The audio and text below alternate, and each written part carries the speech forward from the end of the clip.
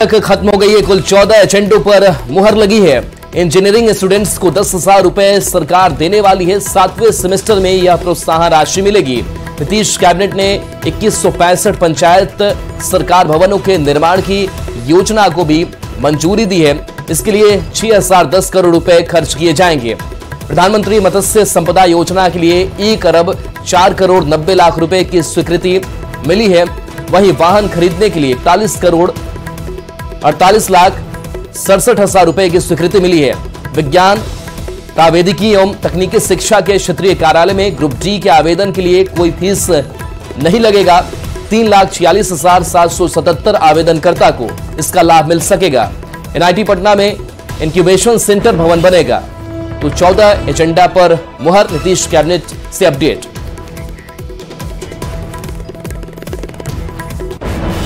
और इसी बीच हैदराबाद से आपको बड़ी खबर बताएं। श्रीशैलम के लिए कांग्रेस के 14 विधायक रवाना हो गए। ज्योतिर्लिंग के दर्शन करने के लिए ये कांग्रेस विधायक निकल चुके हैं। श्रीशैलम में 2 दिन रुकेंगे।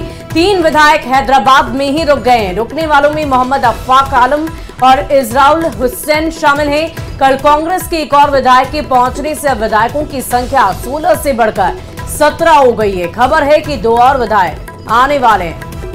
तो बड़ी खबर आपको बता रहे हैं हैदराबाद से, जहां इस वक्त बिहार कांग्रेस की कई विधायक वहां पर मौजूद हैं और अब विधायकों की संख्या 2 और लोगों की आने से 17 हो गई है।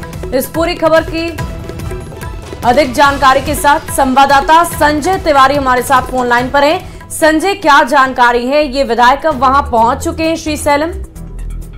नहीं, अभी ये कुछ देर पहले यहाँ से निकले हैं श्रीशैलम के लिए और तकरीबन 200 किलोमीटर हैदराबाद से पड़ता है श्रीशैलम। तो वहाँ पहुँचने में कम से कम 4 घंटे का वक्त इनको लगेगा श्रीशैलम पहुँचने में। और 14 विधायक यहाँ से हैदराबाद से निकले हैं श्री नेचर वैली, जहाँ पर ये रुके हुए थे। और 3 विधायक जो हैं वो यहीं रुक गए हैं हैदराबाद में। इसमें मोहम्मद अफाक और इजहार हुसैन और एक विधायक और हैं, उनका नाम जो है, इस तरह से 3 विधायक जो है वो निकले हैं, वहाँ रुक गए हैं हैदराबाद में। और बाकी 14 विधायक जो है वो निकल चुके हैं वहाँ के लिए और वहाँ श्रीशैलम में रात में वहीं स्टे करेंगे और सुबह अभिषेक में भी हिस्सा लेंगे। उसके बाद आगे का प्लान वो अभी कंफर्म नहीं है, उनको क्लियर नहीं है, लेकिन वो हो सकता है कि तिरुपति बालाजी दर्शन के लिए भी जाएं या फिर वापस हैदराबाद आ सकते हैं। मैं एक बात और भी बताऊं कि हमारी कुछ विधायकों से बात हुई, वो शॉपिंग करने के लिए भी उन्होंने बताया कि कल शाम को निकले थे और कुछ कपड़े वगैरह की खरीदारी की है और कुछ मार्केट वगैरह घूमने के लिए निकले थे। तो वो मतलब ये सूचनाएं जो है वो संजय, ये बताइए कि क्या पूरी सुरक्षा व्यवस्था उनके साथ वहां भी गई है जहां ये विधायक गए हुए श्रीशैलम? और साथ ही साथ अभी अभी आपने जानकारी दी कि सभी शॉपिंग करने के लिए निकले थे, तो क्या इसकी इजाजत उन्हें पार्टी की तरफ से दी गई है कि जहां उन्हें ठहराया गया है वहां से वो बाहर निकलकर खुद घूम सके, बाहर निकल सके?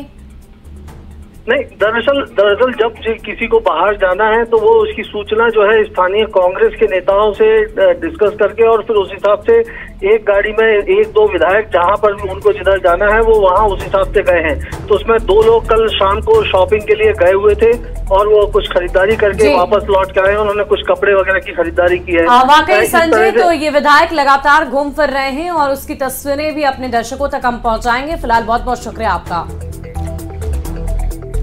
उप मुख्यमंत्री सम्राट चौधरी ने वित्त विभाग का पदभार ग्रहण किया। मुख्य सचिवालय स्थित वित्त विभाग में सम्राट चौधरी का स्वागत विभाग के अधिकारियों ने किया। इस दौरान उप मुख्यमंत्री सम्राट चौधरी ने कहा कि गरीब कल्याण से जुड़े योजनाओं को जमीन पर उतारना है। बजट सत्र के दौरान पेश होने वाले बजट के लिए भी सरकार ने तैयारी कर ली है। प्रबंधन करते रहे और बिहार आंतरिक संसाधन कम रहने के बावजूद भी कैसे मजबूती से बिहार खड़ा हो, इसकी चिंता करते रहे। आगे भी हम लोगों के लिए यही बड़ी चुनौती होगी कि हम अपने संसाधन को कैसे बढ़ाएं और भारत सरकार का सहयोग लेकर, क्योंकि आज भी जो हमारा बजट है इसमें हमारी हिस्सेदारी कम रहती है, लेकिन भारत सरकार के द्वारा जो टैक्स वसूलने के बाद इनकम टैक्स के माध्यम से हमको जो प्राप्त होता है, ये एक बड़ा बजट होता है। लगभग 2,61,000 करोड़ का बजट है। तो इसे प्रस्तुति में आगे के दिनों में भी हम वित्तीय प्रबंधन और अच्छे से कैसे कर सकते हैं उस पर चर्चा करेंगे और उसको आगे